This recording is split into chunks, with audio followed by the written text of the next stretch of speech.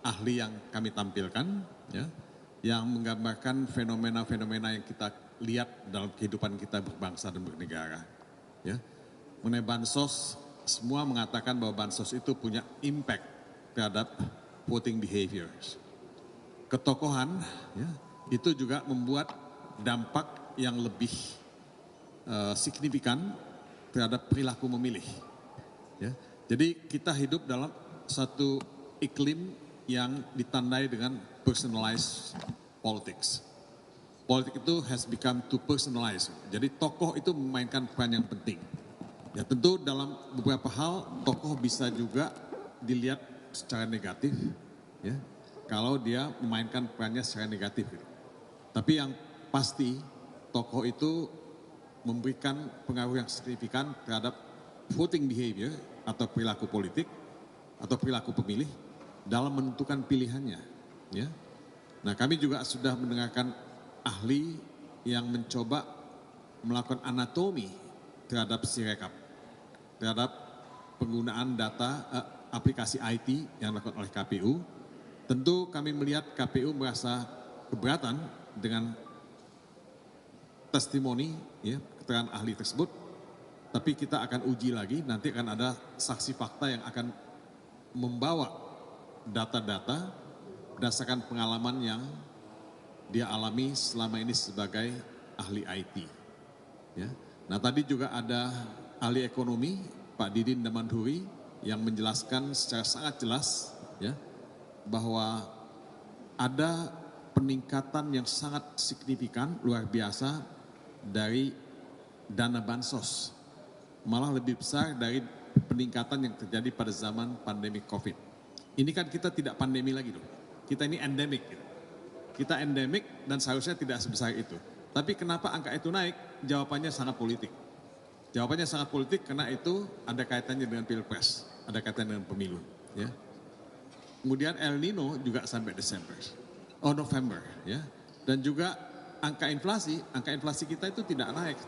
Jadi penjelasannya sangat jelas dan saya kira justifikasi satu-satunya untuk kenaikan harga penyaluran bansos itu adalah justifikasi politik untuk memenangkan paslon 02. Itu kesimpulan yang sangat umum, ya, yang kita bisa dapat dari presentasi para ahli yang kami tampilkan dari pagi sampai siang ini.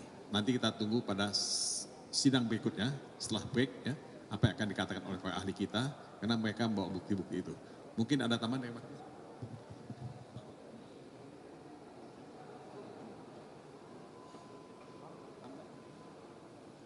Tambahan, Pak? Ada pertanyaan? Ada dong. Mas Todung, Ya. izin. Tadi salah satu ahli dari ahli hukum tata negara, Pak Aan, menjelaskan tadi poinnya adalah perihal judicial activism. Nah, ini bisa diterapkan apabila ada kedaruratan hukum atau mendesak di bidang hukum. Kemudian memang harapannya apa dari MK untuk menerapkan ini? Sebetulnya judicial activism itu sudah dipraktekkan oleh Mahkamah Konstitusi cukup lama, berkali-kali. Jadi saya tidak merasa itu sesuatu hal yang aneh buat MK.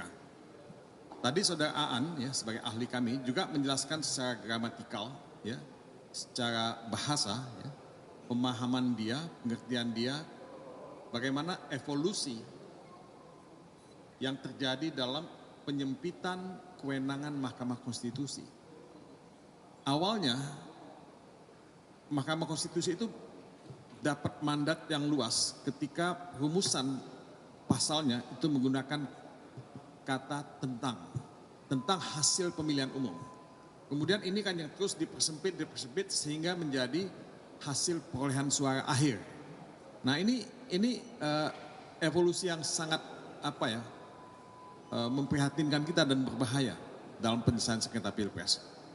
Kita mesti mengembalikan, ya, kewenangan MK dan saya percaya Majelis Hakim MK yang sekarang ini sangat sadar mengenai apa yang terjadi dalam tubuh MK dan tentu kami juga hakul yakin mereka akan melihat aspek-aspek yang non angka, ya, aspek-aspek yang sifatnya TSM, ya, dalam konsiderasi hukum mereka nantinya.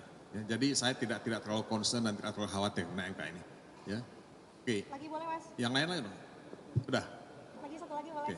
Mungkin penegasan Mas, berarti ini sudah semua saksi di ahli maksudnya dikeluarkan begitu ya. Nah, kemudian kalau terkait dengan saksi Kapolda sendiri, Begini, kami sudah melayangkan surat ke MKA ya, bahwa di samping 4 menteri yang akan dihadirkan, plus dari DKPP yang akan dihadirkan, kami juga akan minta pada Ketua Majelis untuk menghadirkan Kapolri, ya, pada sidang berikutnya, ya, kami sudah menulis surat untuk itu.